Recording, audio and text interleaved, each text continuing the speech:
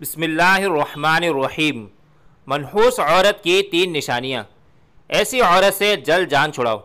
حضرت علی رضی اللہ عنہ سے ایک شخص نے منحوس عورت کی نشانیوں کے بارے میں سوال کیا تو حضرت علی رضی اللہ عنہ نے فرمایا اس عورت میں یہ 3 نشانیاں ہوں گی۔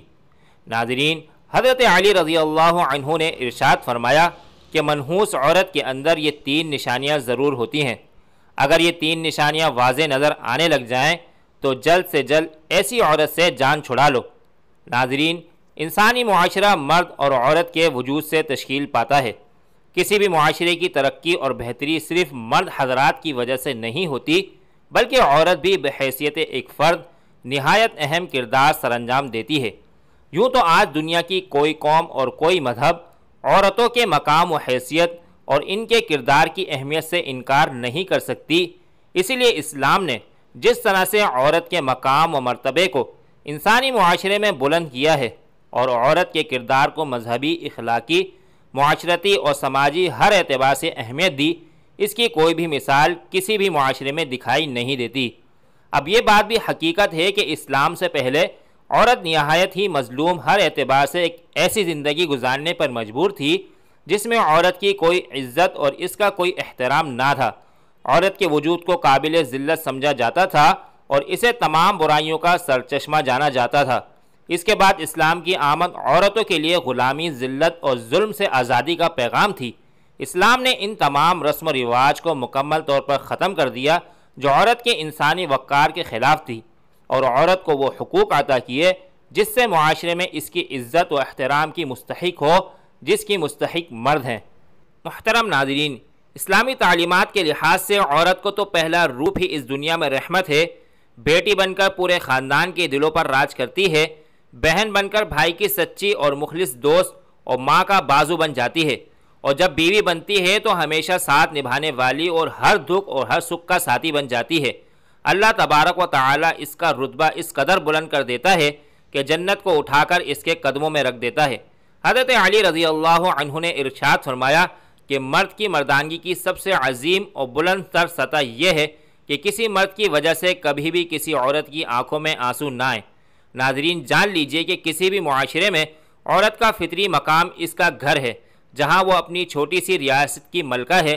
اسلام نے عورت کو وہ مقام اور مرتبہ عطا کر دیا ہے جو کہ کسی دوسرے مذہب کی عورت کو عطا نہیں کیا۔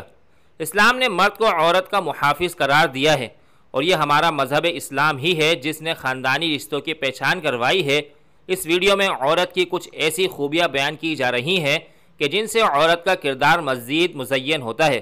ساتھ ہی ساتھ عورت کی 3 ایسی غلطیوں کے بارے میں بتایا جائے گا جن کے سبب عورت کو منحوس قرار دیا گیا ہے، اور یہ 3 کام یا 3 غلطیاں جو بھی عورت کرتی ہے تو منحوس عورت کہلاتی ہے۔ اس حوالے سے حضرت علی رضی اللہ عنہ کا قول بھی آپ کو بتائیں گے کہ آپ رضی اللہ عنہ نے اس بارے میں کیا ارشاد فرمایا ہے۔ تمام خواتین کو یہ بات ہمیشہ یاد رکھنی چاہیے کہ جب بھی عورتوں کی نیک خوبیوں کی بات ہوگی تو شوہر کی فرمانبرداری سر فہرست ہوگی۔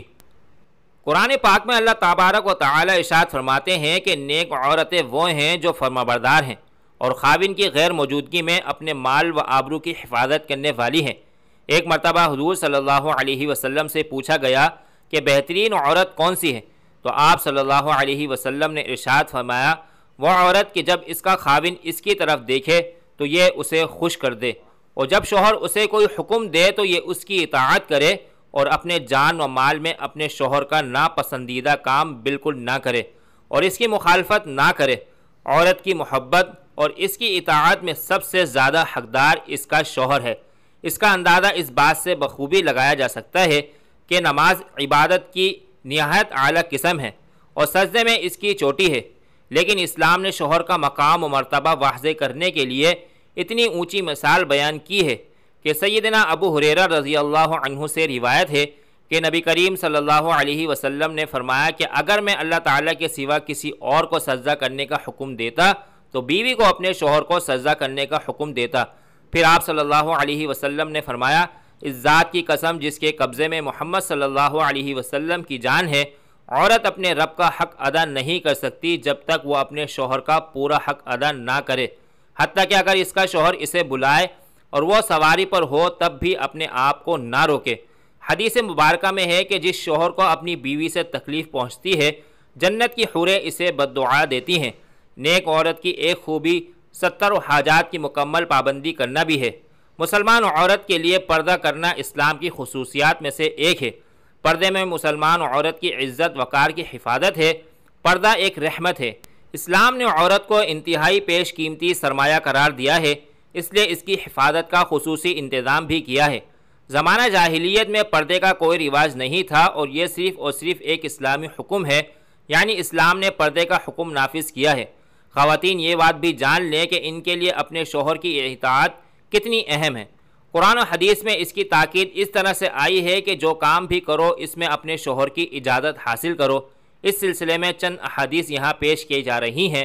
نبی کریم صلی اللہ علیہ وسلم نے ارشاد فرمایا کہ کوئی عورت اپنے شوہر کی موجودگی میں اس کی اجازت کے بغیر نفلی روزہ نہ رکھے۔ اس کے علاوہ بھی چند نیک خوبیوں کا ذکر کریں گے، لیکن پہلے آپ کو حضرت علی رضی اللہ عنہ کے فرمان کے مطابق بتاتے ہیں کہ بدبخت اور منحوس عورت کی 3 نشانیاں کون کون سی ہیں۔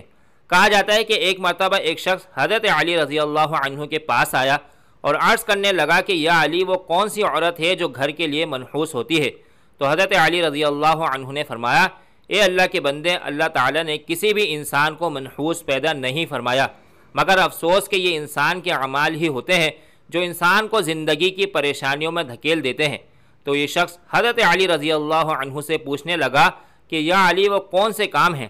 تو حضرت علی رضی اللہ عنہ نے ارشاد فرمایا کہ گھر کے لیے وہ عورت پریشانی کا سبب بنتی ہے جس کی رگ رگ میں یہ 3 عیب پائے جاتے ہیں۔ پہلا یہ کہ وہ اپنے گھر والوں کی غیبت کرتی ہو اور ادھر کی بات ادھر پہنچاتی ہو، جبکہ دوسرا یہ کہ وہ بار بار جھوٹ بولتی ہو۔ تیسرا عیب یہ کہ جو عورت کو منحوس بنا دیتا ہے۔ نبی کریم صلی اللہ علیہ وسلم کے فرمان کے مطابق جو عورت اپنے شوہر کے بلانے پر اس کے پاس نہ جاتی ہو تو فرشتے آسمان پر ایسی عورت پر لعنت بھیجتے ہیں، اور ایسی عورت گھر کے امن، چین اور سکون کے لیے منحوس ثابت ہوتی ہے۔ محترم ناظرین، جان لیجئے کہ 3 عادتیں ہیں جو کسی بھی عورت میں ہوں گی تو وہ اپنے ساتھ ساتھ اپنے گھر والوں کو بھی برباد کر دیتی ہے اور اس کے گھر کی خوشحالی اور سکون کو بھی برباد کر دیتی ہے۔ یہ 3 کام یعنی غیبت کرنا، شوہر کی بات نہ ماننا اور جھوٹ بولنا، یہ 3 کام کسی بھی عورت کو ہرگز نہیں کرنے چاہیے۔ جبکہ ان 3 کاموں میں سے 2 کام تو ایسے ہیں جو کہ عورتوں کے ساتھ ساتھ مردوں کو بھی نہیں کرنے چاہیے، یعنی غیبت کرنا اور جھوٹ بولنا، کیونکہ یہ بہت بڑا گناہ ہے۔ عورت کے لیے بھی یہی حکم ہے کہ وہ اپنے شوہر کی اجازت کے بغیر کسی کو بھی اپنے گھر میں داخل نہ ہونے دے، جیسا کہ نبی کریم صلی اللہ علیہ وسلم کا ارشاد ہے کہ جب بھی کوئی مرد کسی اجنبی عورت کے ساتھ خلوت میں ہوتا ہے تو ان میں تیسرا شیطان ہوتا ہے۔ اس لیے عورت کو چاہیے کہ وہ کسی مرد کو اجازت نہ دے کہ اس کے شوہر کی غیر موجودگی میں گھر کے اندر داخل ہو، اور اسی طرح سے ایک مسلمان مرد کو بھی چاہیے کہ کسی اجنبی اور غیر محرم عورت کے پاس اس کے شوہر کی غیر موجودگی میں نہ جائے، جیسا کہ نبی کریم صلی اللہ علیہ وسلم کا ارشاد ہے، کوئی مرد کسی غیر محرم عورت کے ساتھ بغیر محرم کے تنہائی میں نہ ہو۔ اسی طرح عورت کے لیے بھی ضروری ہے کہ وہ بھی شوہر کی اجازت کے بغیر کسی غیر محرم سے بات نہ کرے۔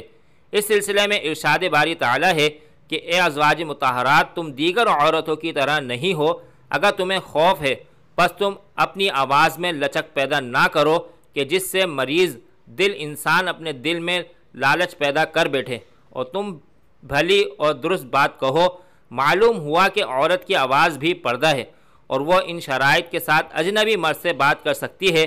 نمبر 1، آواز میں لچک، شیرنی اور مٹھاس نہ ہو۔ نمبر 2، صرف ضروریات کے وقت بات کریں۔